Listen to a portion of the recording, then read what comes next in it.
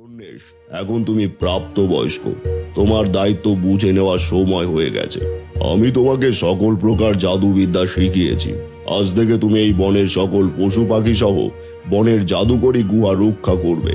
গুরুদেব, আপনি এখনই আমাকে সব দায়িত্ব বুঝিয়ে দিচ্ছেন কেন? কারণ আমার চলে যাওয়ার সময় হয়ে গেছে। এবার আমাকে অন্য কোথাও চলে যেতে হবে। তাই এই বনের সকল দায়িত্ব তোমাকে বুঝিয়ে দিলাম। আশা করি তুমি অবশ্যই সবার জন্য কল্যাণকর হবে। আমি আপনার উপদেশ সব সময় মনে রাখব, আর আমার দায়িত্ব সততার সাথে পালন করব। তোমার কথা শুনে অনেক খুশি হলাম। ভালো থেকো।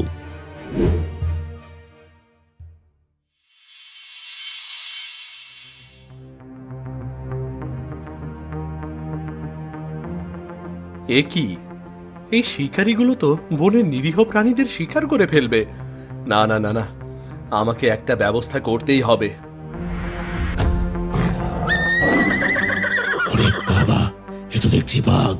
ধরতে আসলাম হরিণ, সামনে এলো বাঘ। কিরে, ভয় দেখাচ্ছিস? দাঁড়া, আজ বাঘই শিকার করব। এ কি, বাঘ কোথায় গেল? তাহলে কি ওটা বাঘ ছিল না? এই বনের জাদুঘর ছিল। ওরে তাড়াতাড়ি পালা, আমরা জাদুঘরের সীমানায় পৌঁছে গেছি। পালা।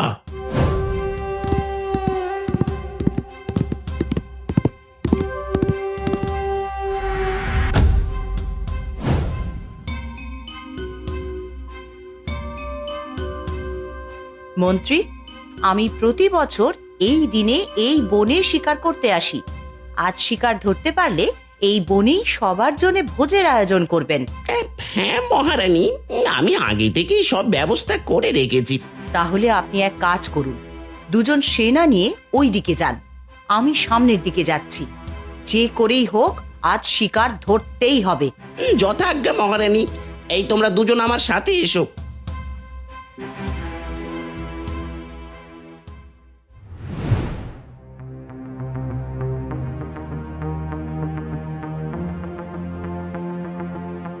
দেখছো কি, সামনে থাকা নেকড়েটাকে শিকার করো। প্রহরী, ওই দিকে চলো, শিকার ওই দিকেই পালিয়েছে।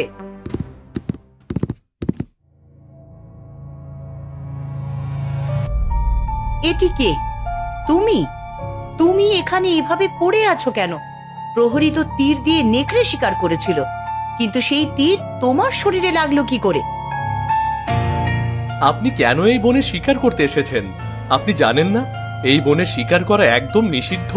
তোমার সাহস হয় কি করে আমাকে এমন কথা বলার? আমি এই রাজ্যের রানী, আমার বনে আমি শিকার করব না তো কে করবে? এই বন কারো নিজের সম্পত্তি না, এই বন প্রকৃতির সম্পদ, আর সেই সম্পদ রক্ষা করার দায়িত্ব সবার। তাছাড়া আপনার অবশ্যই জানা আছে এই বন রক্ষা করার জন্য এক জাদুকর রয়েছে।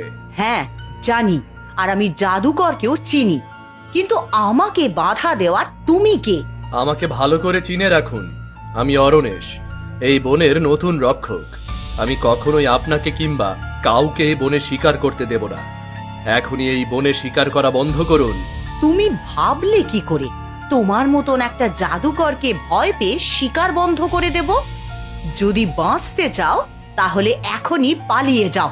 বুঝতে পেরেছি, সোজা কথাই কাজ হবে না। ওরে বাবা, তাড়াতাড়ি পালাও।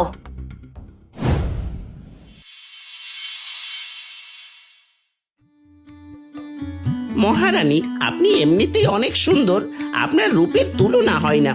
না মন্ত্রী, বয়স বাড়ার সঙ্গে সঙ্গে আমার সৌন্দর্য কমতে শুরু করেছে।